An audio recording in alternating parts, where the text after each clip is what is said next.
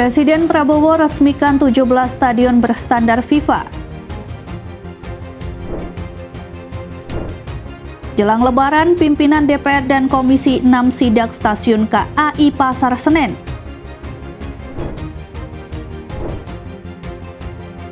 Kapolri beri kenaikan pangkat terhadap 3 polisi Lampung tewas ditembak. Halo, selamat pagi pemirsa setia Berita Nasional TV. Senang sekali Berita Nasional Pagi kembali hadir menyapa Anda. Selain 3 berita utama tadi, akan ada informasi lainnya yang akan kami sajikan untuk Anda. Sama saya, Ajeng Tiara. Kita ke informasi yang pertama, pemirsa. Presiden Prabowo Subianto meresmikan 17 stadion yang telah dibangun dan direnovasi di 9 provinsi. Peresmian ini digelar di Stadion Gelora Delta, Sidoarjo, Jawa Timur pada Senin 17 Maret 2025. Selamat sore, salam sejahtera. Presiden Prabowo Subianto meresmikan 17 stadion yang telah dibangun dan direnovasi di 9 provinsi di Indonesia. Peresmian tersebut dilaksanakan di Stadion Gelora Delta, Sidoarjo, Jawa Timur pada Senin 17 Maret 2025. Prabowo menyebut ke-17 stadion ini telah memenuhi standar internasional dan sesuai dengan persyaratan FIFA. Ia juga menilai proyek ini sebagai prestasi dari Presiden ke-7 RI Joko Widodo yang menjabat sebelumnya. Menurutnya, sepak bola melambangkan harga diri sebuah bangsa modern di mana kekuatan suatu negara terletak pada jiwa dan fisik rakyatnya. Ia menekankan pentingnya olahraga sebagai tolak ukur semangat suatu bangsa. Prabowo menyampaikan terima kasih kepada semua unsur yang terlibat dalam pembangunan stadion ini. Kedepannya, ia bertekad untuk menambah pembangunan stadion dalam 3 tahun mendatang, dengan target semua kabupaten memiliki stadion yang layak. Saya ucapkan terima kasih atas semua unsur yang telah bekerja keras sehingga kita hari ini dapat meresmikan 17 stadion yang memiliki standar internasional yang telah diinspeksi oleh FIFA dan dinyatakan memenuhi syarat FIFA. Dari Jakarta, Tiara Ajeng Galuh mengabarkan. Wakil Presiden Gibran Rakabuming mengunjungi SMA Islam Terpadu Al-Madinah Cibinong untuk meninjau workshop kecerdasan buatan atau AI. Kunjungan ini sebagai bagian dari upaya mendorong transformasi digital di dunia pendidikan. Wakil Presiden Gibran Rakabuming mengunjungi SMA Islam Terpadu Al-Madinah Cibinong, Jawa Barat, Selasa 18 Maret 2025 untuk meninjau workshop kecerdasan buatan atau AI. Kunjungan ini sejalan dengan arahan Presiden Prabowo Subianto terkait percepatan transformasi digital di Indonesia. Wapres didampingi komunitas penggiat AI, AIKO, untuk melihat langsung penerapan AI di dunia pendidikan. Dalam kegiatan tersebut, Wapres menekankan bahwa pemanfaatan AI di sekolah merupakan hal yang tidak terelakkan. Ia pun meminta agar siswa maupun pengajar dapat segera beradaptasi dengan perkembangan teknologi, mengingat AI dapat menjadi penunjang kreativitas dan produktivitas dalam proses belajar mengajar. Pada workshop ini, peserta mendapatkan pemahaman dasar mengenai teknik prompting atau pemberian instruksi pada AI, serta penggunaan Rubik, salah satu aplikasi AI. Melalui teknologi ini, siswa dapat memanfaatkannya untuk mengerjakan tugas dan menyelesaikan masalah dengan langkah-langkah yang terstruktur. Wapres mengapresiasi antusiasme para siswa dan berharap AI dapat menjadi bagian dari kurikulum sekolah. Ia menyatakan bahwa pengenalan AI sejak dini dapat mempercepat adaptasi generasi muda Indonesia terhadap teknologi. Zaman kita jangan terlambat untuk beradaptasi, termasuk para guru-guru ya Pak ya. Saya mohon nanti cepat beradaptasi juga karena ini perkembangannya cepat banget. Di negara lain ini anak-anak mudanya udah dibekali sama AI semua. Jadi ini bukan jalan pintas, kita memberikan tools untuk menunjang produktivitas. Sehingga mereka mampu bersaing dengan negara-negara maju. Dari Cibinong, Jawa Barat, Tiara Ajeng Galuh, Berita Nasional TV mengabarkan. Beralih ke informasi lain, pemirsa, Wakil Ketua DPR RI Sufmi Dasko Ahmad meyakini telah memahami dan menemukan titik temu dari pertemuan antara aktivis dengan DPR terkait penolakan revisi UU TNI. Masyarakat sipil pertemuan tadi berjalan dengan hangat, lancar, diskusi dan dialog yang membangun dan ada kesepahaman dari kedua belah pihak. Insya Allah saya pikir ada titik temu dan kita akan lakukan ini tidak cuma kali ini untuk kemudian setiap pembahasan revisi undang-undang. Demikian. Mantan Kapolres Ngada Nusa Tenggara Timur AKBP Fajar Widyadharma Lukman Sumaatmaja dijatuhi pemberhentian tidak dengan hormat oleh Komisi Kode Etik Polri. AKBP Fajar terbukti melakukan pelanggaran perbuatan tercela karena melakukan kekerasan seksual terhadap anak di bawah umur, perzinahan dan penyalahgunaan narkoba sebagai anggota Polri aktif, serta memvideokan sekaligus menyebarkan video kekerasan seksual. Sidang Kode Etik Polri AKBP Fajar digelar di TNCC Mabes Polri Trunojoyo, Jakarta Selatan. Sidang KKEP berlangsung selama 11 jam dengan dihadiri 8 saksi dan turut juga dihadiri istri terduga pelanggar. Atas perbuatan tersebut, sidang Kode Etik menjatuhi perbuatan AKBP Fajar mantan Kapolres Ngada NTT sebagai perbuatan tercela dan diberhentikan tidak dengan hormat sebagai anggota Polri aktif. AKBP Fajar dijatuhi pidana karena terbukti melakukan kekerasan seksual, perzinahan, penyalahgunaan narkoba, serta menyimpan dan menyebarkan video pelecehan seksual terhadap anak di bawah umur. Maka didapatlah suatu pelanggaran bagi terduga pelanggaran dengan wujud perbuatan. Pelanggar pada saat menjabat sebagai Kapolres Ngada Polda NTT telah melakukan perbuatan pelecehan seksual terhadap anak di bawah umur, persetubuhan anak di bawah umur, perzinahan tanpa ikatan pernikahan yang sah, mengkonsumsi narkoba, serta merekam, menyimpan, memposting, dan menyebarluaskan video pelecehan seksual terhadap anak di bawah umur. Rekan-rekan media sekalian, dengan mendasari pada saksi-saksi dalam proses sidang komisi dan kemudian juga dengan adanya wujud perbuatan yang telah dilakukan, maka putusan pada sidang KKEP yang pertama terhadap terduga pelanggar sanksi etika, yaitu perilaku pelanggar dinyatakan sebagai perbuatan tercela. Yang kedua, sanksi administratif berupa penempatan dalam tempat khusus selama 7 hari terhitung mulai tanggal 7 sampai dengan 13 Maret 2025, tepatnya di ruang Patsus Biro Provos di Propam Polri dan telah dijalani oleh pelanggar. Sebelumnya, Mabes Polri telah menonaktifkan sekaligus menetapkan AKBP Fajar mantan Kapolres Ngada NTT sebagai tersangka atas tindak pidana penyalahgunaan narkoba kekerasan seksual terhadap anak di bawah umur, serta memvideokan sekaligus menyebarkan video kekerasan seksual terhadap anak di bawah umur. Dari Jakarta, Theo Fandi, Berita Nasional TV mengabarkan. Informasi berita lainnya akan kami sajikan usai jeda berikut ini. Tetap saksikan Berita Nasional Pagi.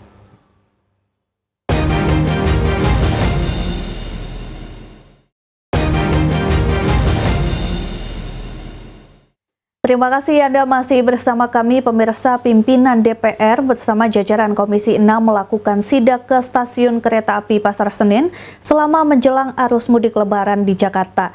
Sidak ini guna memastikan kelayakan berbagai fasilitas stasiun agar dapat memberikan kenyamanan kepada para masyarakat yang ingin melakukan perjalanan mudik menggunakan transportasi kereta api.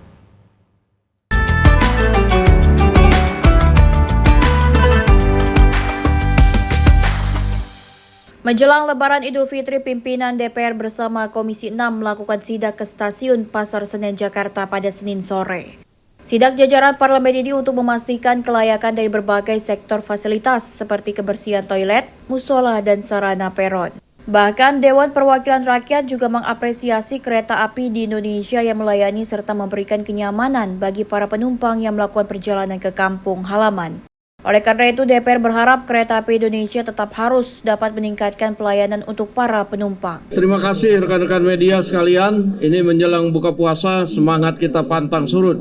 Tadi kami dengan teman-teman dari Komisi 6 bersama pimpinan dan anggota serta ditemani oleh jajaran kereta api telah melihat masyarakat yang akan mudik maupun masyarakat yang bepergian keluar kota Jakarta.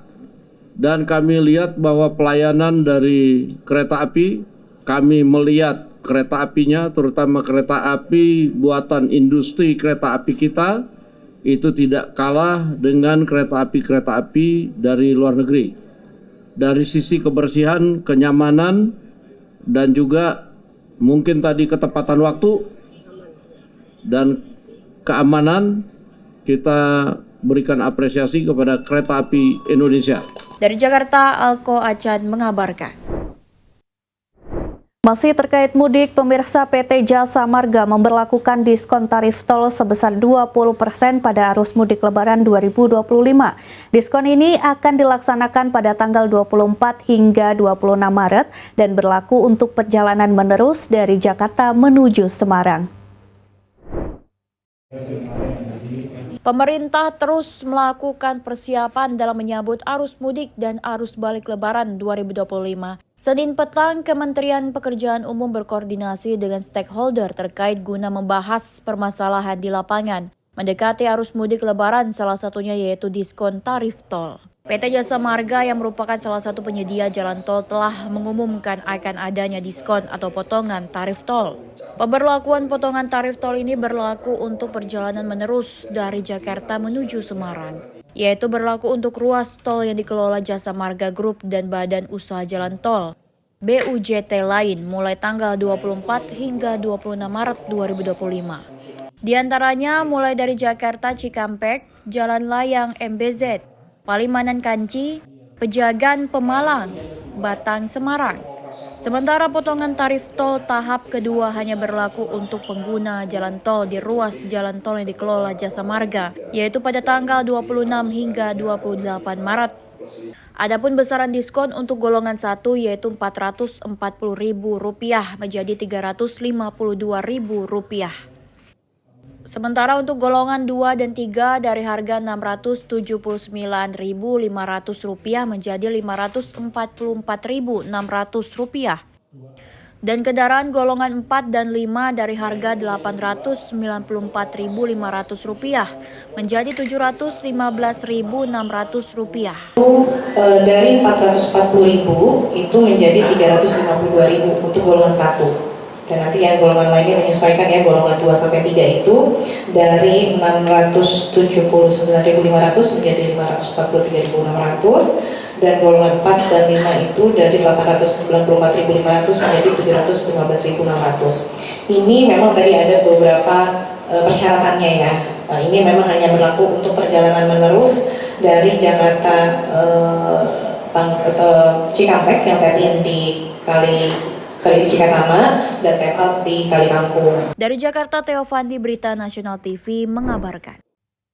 Beralih ke kabar lain, pemirsa, pengurus persaudaraan istri anggota DPR RI gelar santunan anak yatim dan membagikan sembako untuk para karyawan DPR RI di Aula Pustaka Loka Nusantara 4, Kompleks Parlemen Senayan pada Senin siang. Acara tersebut turut dihadiri para pimpinan DPR yakni Ketua DPR RI Puan Maharani, Wakil Ketua DPR RI Sufmi Dasko Ahmad, serta Wakil Ketua DPR RI lainnya Adis Kadir, Cucun Ahmad, serta Saan Mustafa. Selain itu hadir dalam acara yakni Ketua PIA Lita Anastasia, Wakil Ketua PIA Eis Handayani, dan Sekretaris PIA Nurul Anastasia. Ketua PIA Lita Anastasia menjelaskan selain santunan kepada anak yatim dan karyawan DPR, santunan ini juga diberikan kepada korban banjir berupa beras, minyak, gula, sarden, mie hingga telur. Oleh karena itu, ia berharap PIA dapat terus berpartisipasi melakukan kegiatan positif tersebut setiap tahun di bulan Ramadan. Pembagian sembako bagi karyawan DPR RI dan santunan anak yatim di daerah Jabodetabek sebanyak 200 Kalau pembagian sembako karyawan 1.682. Itu kepedulian kita, Ibu-Ibu Pia, untuk korban-korban musibah banjir yang baru-baru ini.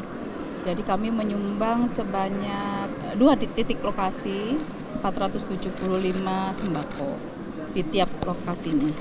Dari Jakarta, Alko Dewa, Berita Nasional TV mengabarkan. Polda Metro Jaya mengerahkan 4.000 personil gabungan untuk mengamankan kegiatan masyarakat pada saat digelarnya Operasi Ketupat tahun 2025 mendatang.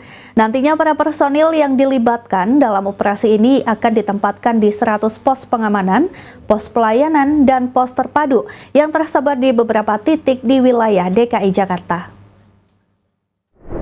PAM, posyan, dan pos terpadu. Tentunya ada tempat-tempat yang menjadi prioritas kita, baik itu yang bersifat masjid utama yang melaksanakan kegiatan sholat id, kemudian juga nanti kita utamanya pada saat awal itu pasti ke sasaran arus mudik dulu. Arus mudik ada 8 titik di jalan sepanjang jalan tol dan ada 22 di jalan arteri, termasuk juga di moda-moda transportasi. Mulai daripada bandara, pelabuhan, stasiun, maupun terminal. Ini kita amankan semuanya, ini menjadi tumpuan awal. Direktorat Lalu Lintas Polda Metro Jaya membantah video viral yang menjelaskan perihal 2 orang anggota Polantas menerima sejumlah uang dari seorang pengendara roda 4 di jalan tol dalam kota Cawang, Jakarta Timur. Polisi menyebut 2 Polantas yang bertugas di Satuan Patroli Jalan Raya Direktorat Lalu Lintas Polda Metro Jaya itu memberhentikan kendaraan tersebut untuk memberikan peringatan agar TNKB yang digunakan diperpanjang dan menolak pemberian sejumlah uang dari pengendara. Video viral yang diunggah oleh akun Instagram @depokinfo 24 jam ini memperlihatkan 2 orang anggota Polantas memberhentikan sebuah mobil pribadi berwarna hitam di bahu jalan tol dalam kota Cawang, Jakarta Timur. Terlihat pengendara mobil tersebut merogoh kantongnya dan mengambil diduga sejumlah uang dan mencoba memberikan kepada Polantas tersebut. Video ini pun viral di media sosial dan mendapat beragam komentar dari warganet. Ditemui di Mapolda Metro Jaya pada Senin sore, Wadir Lantas Polda Metro Jaya AKBP Argo Wiono mengatakan, peristiwa itu terjadi pada hari Sabtu tanggal 15 Maret lalu di ruas tol dalam kota Cawang, Jakarta Timur, dan membenarkan bahwa 2 orang Polantas yang ada di dalam video tersebut merupakan anggota Satuan Patroli Jalan Raya Ditlantas Polda Metro Jaya. Menanggapi narasi dalam video tersebut, pihak Ditlantas Polda Metro Jaya membantah adanya pungli yang dilakukan oleh 2 anggotanya itu dan menyebut hanya memberikan teguran kepada pemilik kendaraan agar memperpanjang masa berlaku TNKB yang digunakan oleh pengendara tersebut. Selain itu, AKBP Argo Wiono juga telah memanggil orang yang merekam video tersebut untuk menanyakan apa maksud dan tujuannya merekam aktivitas tersebut dan mengaku hanya ingin mencoba kamera handphone yang baru saja dibelinya dan telah meminta maaf lantaran telah mengunggah video viral tersebut. Dengan video viral, kami sudah melakukan pendalaman, kami sudah memanggil personil ataupun petugas dari video tersebut, yang mana memang itu adalah petugas dari Sat PJR di Ditlantas Polda Metro Jaya. Untuk terhadap pelanggar sendiri, pihak kepolisian tidak melakukan tindakan tilang manual, melainkan tilang elektronik atau etle lantaran pelanggaran seperti ini ditindak melalui etle. Dari Jakarta, Berita Nasional TV Theo Fandi mengabarkan. Informasi berita lainnya akan kami sajikan usai jeda berikut ini. Tetap saksikan Berita Nasional Pagi.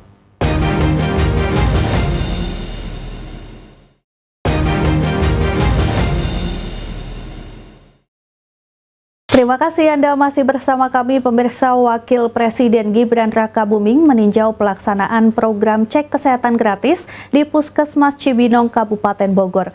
Wapres mendorong sinergi pemerintah pusat dan daerah agar program ini berjalan optimal dan manfaatnya dirasakan masyarakat. Wakil Presiden Gibran Rakabuming melakukan kunjungan ke Puskesmas Cibinong, Kabupaten Bogor, Jawa Barat, Selasa 18 Maret 2025. Kunjungan ini bertujuan untuk meninjau implementasi program cek kesehatan gratis atau CKG yang menjadi salah satu prioritas nasional pemerintah di bidang kesehatan.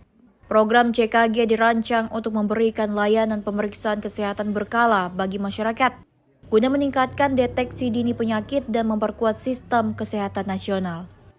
Wapres menekankan bahwa keberhasilan program ini bergantung pada sinergi antara pemerintah pusat dan daerah, serta komitmen kepala daerah dalam memastikan layanan kesehatan berjalan optimal. Wapres juga mengajak masyarakat untuk memanfaatkan fasilitas kesehatan yang telah disediakan. Pemeriksaan kesehatan rutin diharapkan dapat mengurangi angka kejadian penyakit kronis dan meningkatkan kualitas hidup masyarakat. Dengan dukungan semua pihak, program ini diharapkan dapat berkontribusi dalam mewujudkan masyarakat yang lebih sehat dan produktif. Dari Cibinong, Jawa Barat, Tiara Ajeng, Galuh Berita Nasional TV mengabarkan.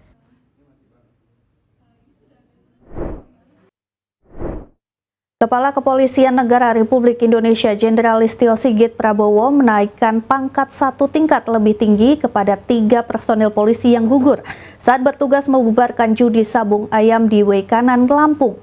Kenaikan pangkat ini juga diiringi dengan perhatian kepada keluarga korban melalui santunan. Ketiga anggota Polri yang gugur adalah AKP Anumerta Lusianto SH yang menjabat sebagai Kapolsek Negara Batin, Aibda Anumerta Petrus Aprianto, dan Bribtu Anumerta M. Galip Suryaganta SH. Mereka diberikan kenaikan pangkat Anumerta atas dedikasi dan pengorbanan mereka dalam menjalankan tugas negara. Karopenmas Divisi Humas Polri Brigjen Pol Truno Yudo Wisnu Andiko menyampaikan bahwa sholat gaib ini merupakan wujud penghormatan serta doa bersama bagi para pahlawan yang telah mengabdikan diri untuk keamanan dan ketertiban masyarakat. Adapun personel terbaik dari Polda Lampung tersebut, yang pertama adalah atas nama AKP Lusianto selaku Kapolsek Negara Batin Waikanan, kemudian Aibda Petrus Aprianto serta anggota Bribtu M. Galip Suryaganta. Semalam para Bayangkara yang gugur dalam penugasan ini telah dievakuasi ke Rumah Sakit Bayangkara Polda Lampung, tentunya dalam rangka pelaksanaan otopsi. Polri juga mengajak masyarakat untuk turut mendoakan para almarhum agar mendapat tempat terbaik di sisi Allah Subhanahu wa Ta'ala. Gugurnya ketiga anggota ini menjadi pengingat atas pengorbanan para aparat penegak hukum dalam menjaga keamanan bangsa. Pemirsa, informasi tadi sekaligus mengakhiri jumpa kita. Demikian Berita Nasional Pagi telah menemani Anda. Saya Jeng Tiara beserta kru yang bertugas pamit undur diri. Terima kasih dan sampai jumpa.